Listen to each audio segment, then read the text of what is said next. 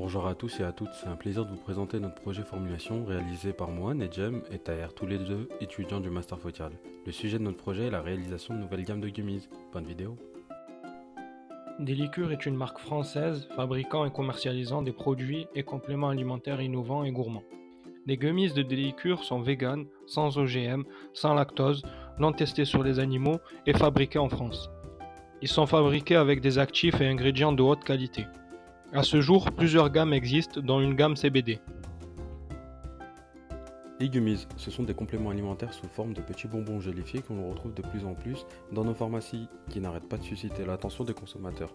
Ce sont le fruit de la gourmandise d'un bonbon et l'intérêt d'un complément alimentaire bénéfique. Ils combinent donc bonbons et ingrédients actifs qui sont souvent des nutraceutiques, tels que des vitamines, minéraux, extraits de plantes.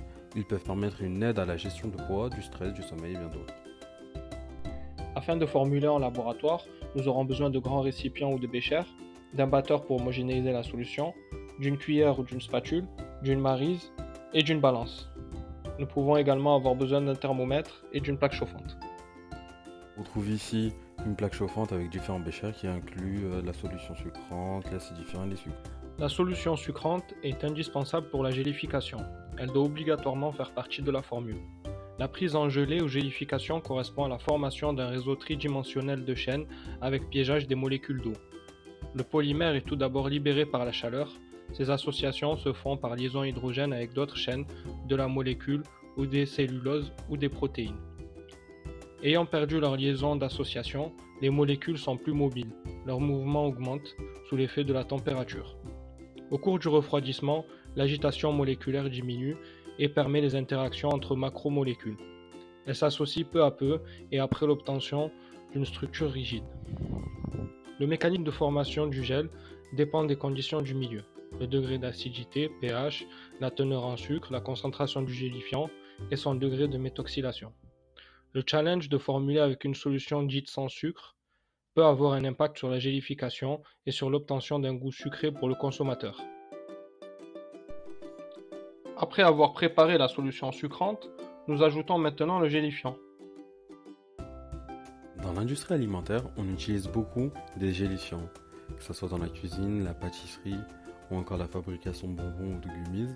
On a souvent besoin des gélifiants alimentaires pour figer ou solidifier une préparation.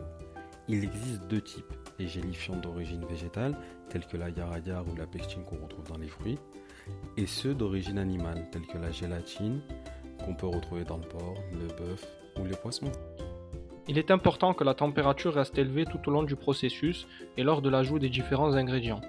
En effet, si la température baisse trop, le gel fige et lorsque ce phénomène se produit, le retour en arrière n'est pas possible. Cette gélification n'est pas réversible. Vient maintenant l'étape de l'ajout de l'arôme, du colorant et de l'acide citrique qui vient donner ce côté acidulé qui est souvent apprécié. L'ajout se fait à haute température du fait que ces trois produits sont peu sensibles à celle-ci. Voici la partie confidentielle de notre projet. C'est l'étape de l'ajout des ingrédients actifs qui ont été déterminés suite à de nombreuses recherches concernant leurs intérêts dans l'objectif défini. Leur ajout se fait à une température plus faible concernant l'étape précédente car il est possible qu'il y ait une dégradation de ceux-ci. Donc, il est nécessaire de diminuer la température de la préparation et d'être réactif lors de cette étape cruciale pour conserver la texture désirée du gummies. La solution obtenue est coulée dans des moules prévus à cet effet. Nous avons réussi à obtenir de bons résultats de nos gummies, ils ne s'effritent pas et ne sont pas cassants, au contraire ils rebondissent bien dans nos doigts comme les bonbons qu'on aime. Au final, les gummies ont un goût légèrement sucré, acidulé et le goût de l'arôme incorporé est présent. Il n'y a pas de goût d'amertume. La principale difficulté rencontrée est due à l'utilisation de la solution sucrante dite sans sucre. En effet, le goût sucré est difficile à obtenir. Les gummies ont une texture ferme avec une forme régulière et ne sont pas cassants. Le résultat est au rendez-vous.